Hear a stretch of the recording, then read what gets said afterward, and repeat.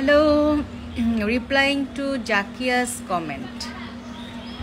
তো উনি বলেছেন যে আপু প্লিজ রিপ্লাই, আমি আজকে 5 মাস মাসিক হয় না।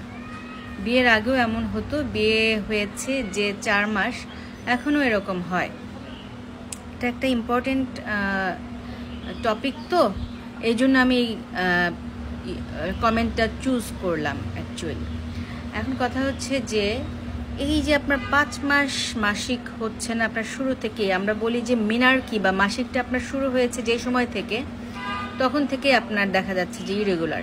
তো যখন থেকে মাসিক শুরু হয়, ভালো মতো শুনবেন আপনারা, হ্যাঁ, আপনারা দেখা যায় অর্ধেক শুনেন না, তখন কিন্তু নিজেরা বিপদে পড়েন। হ্যাঁ, সেটা হচ্ছে যে যখন থেকে মাসিক শুরু হয় তখন থেকে প্রথম 2 বছর এরকম অনিয়ম হওয়াটা স্বাভাবিক, সব টিনেজ মেয়েদেরই কিন্তু এরকম হয়, ঠিক আছে।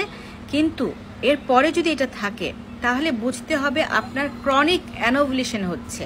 দ্যাট মিনস আপনার ওভুলেশন হচ্ছে না, আপনার ডিম্বাণু নিঃসরণ হচ্ছে না।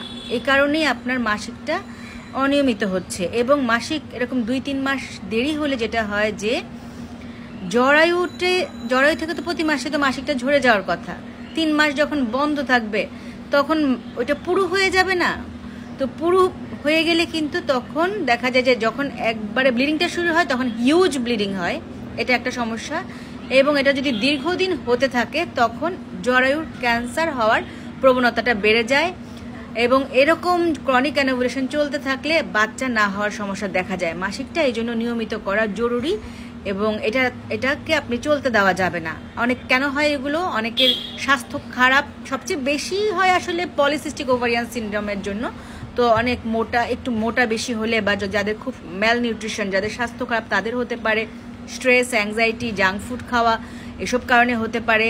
হ্যাঁ, তো বেশি হয় পলিসিস্টিক ওভারিয়ান সিনড্রোমের জন্য। আচ্ছা, পিসিওএস নিয়ে আমি 3-4টা ভিডিও দিব সামনে, কারণ প্রচুর পেশেন্ট আসছে।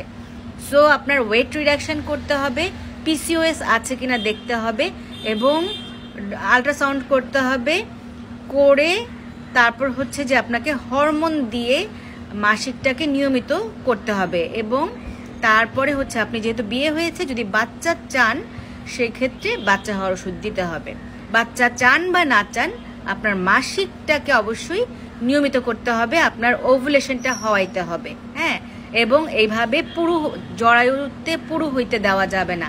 এভাবে জরায়ু পুরো হয়ে থাকলে ক্যান্সারের সম্ভাবনা বেড়ে যায়। হ্যাঁ, এই জন্য আপনার মাসিকটা আর এখন এই মুহূর্তেই মাসিকটা হওয়াই দিতে হবে। সো চেম্বারে যোগাযোগ করেন শনি, সোম, বুধ বিকেল 5টা থেকে 8টা, আনোয়ার খান মডার্ন।